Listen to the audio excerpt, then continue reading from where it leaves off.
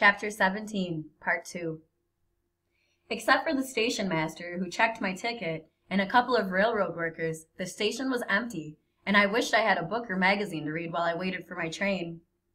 I set my bags on a wooden slate bench on the platform and was ready to walk to a drugstore on Carlton Avenue to pick something up when I saw her.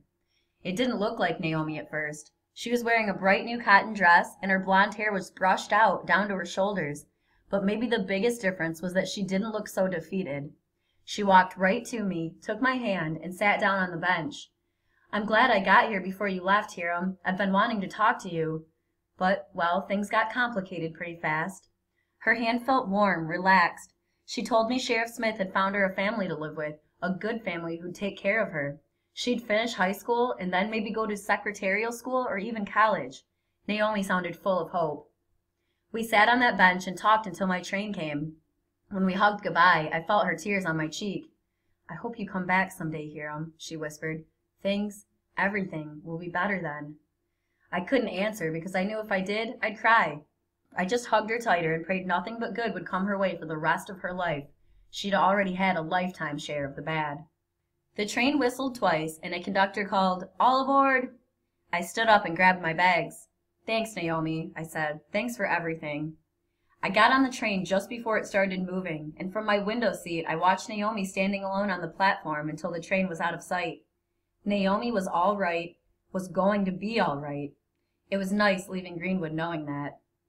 When I got back to Arizona, Dad, not Mom, met me at the station in Phoenix. That surprised me.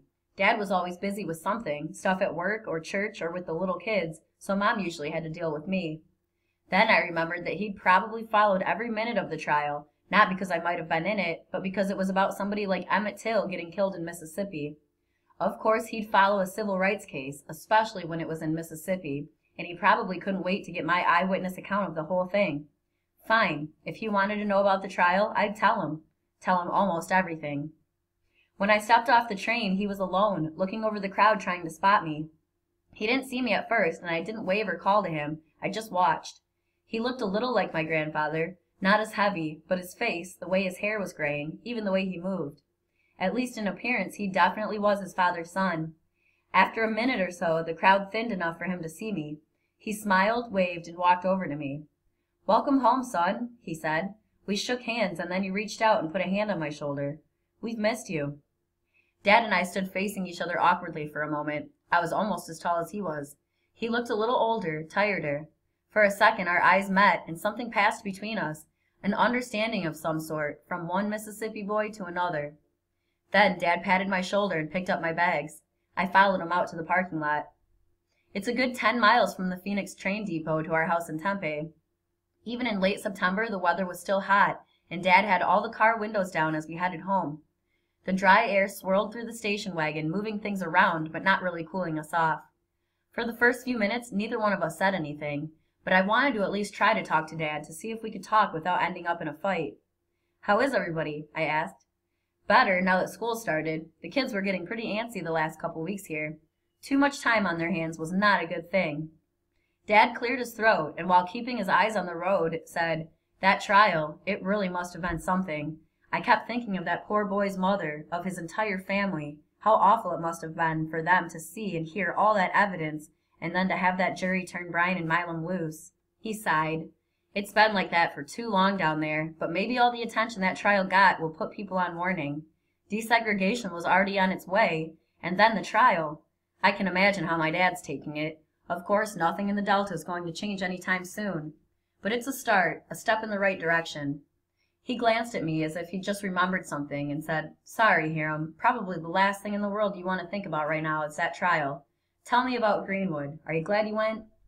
"Sort of. Greenwood was exactly how I remembered it. The town and the house haven't changed a bit.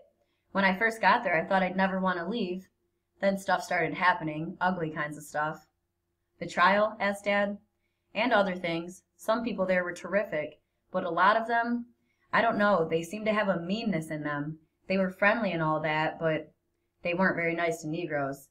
"Yeah, but it took me a while to notice that. I guess when I was a little kid that was all going on over my head. At least it never registered with me." "And what about Grandpa?"